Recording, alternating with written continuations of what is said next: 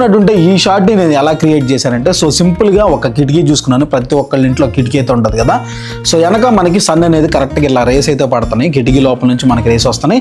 ఇక్కడ మనం 2 టెక్నిక్స్ వాడచ్చు. ఒకటి ఏంటంటే మనం ఎయిదర్ మనకి ఒక డిఫ్యూజర్ క్లాత్ పెట్టి లైట్ని డిఫ్యూజ్ చేయొచ్చు, లేదు అనుకుంటే డైరెక్ట్ లైట్ని అయితే మన మీద పడేటట్టు చేయగలం.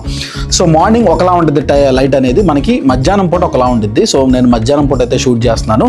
సో ఇప్పుడు నేను మాట్లాడుతుంటే నా మొహం మీకు డార్క్గా అనిపిస్తూ ఉంటుంది కదా. సో దానికోసం ఏం చేశానంటే, ఇక్కడ బుక్ ఉంది కదా, ఈ బుక్ని ఎట్లా ఓపెన్ అయితే చేశాను. సో అప్పుడు ఆటోమేటిక్గా ఈ బుక్ మీద ఉన్న రిఫ్లెక్షన్ ఏదైతే ఉంటుందో అది నా మొహం మీద అయితే పడతా ఉంటుంది. మీరు క్లియర్గా చూస్తే ఇక్కడ నేను రిఫ్లెక్టర్ పెట్టచ్చు, లేకపోతే ఏదైనా లైట్ పెట్టచ్చు. కానీ అట్లా కాకుండా నేను ఈ బుక్ మీద ఉన్న లైట్ని నా మొహం మీద పడేటట్టు చేశాను. అప్పుడు దీనివల్ల ఏంటంటే నా మొహం మీకు కనపడుతుంది, ఇప్పుడు వరకు కనపడలేదు.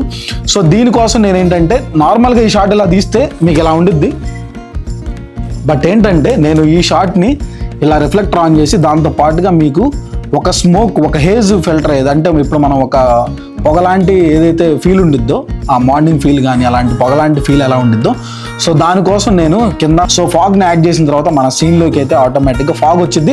ఫాగ్ ఎందుకు యాడ్ చేశాను అంటే, ఆ ఫాగ్ వల్ల ఏంటంటే మనకి ఇప్పుడు ఒకలాంటి ఒక ఫీల్ అయితే వచ్చింది అనమాట. సో రాగా ఉన్న ఫీల్ కాస్త మనకి స్మూత్ లైటింగ్గా ఉన్న ఫీల్ అయితే వచ్చింది. సో ఇప్పుడు మీరు చూసుకుంటే లైట్గా ఫాగ్ వెళ్తా ఉంది కదా, ఆటోమేటిక్ ఇక్కడ ఉన్న లైట్తో కలిసి మనకి ఒకలాంటి హేజ్ ఫీలింగ్, సినిమాటిక్ ఫీలింగ్ అయితే వచ్చింది. సో దానికోసం నేను కెల్విన్స్ని కూడా కొంచెం కదిలిచ్చాను, 6100 కెల్విన్ వరకు అయితే చేశాను. పోస్ట్లో ఇంకా మనం కొన్ని యాడ్ చేసుకోవచ్చు. సో ఇంతే షార్ట్ అనేది సింపుల్గా అయితే చేశాను.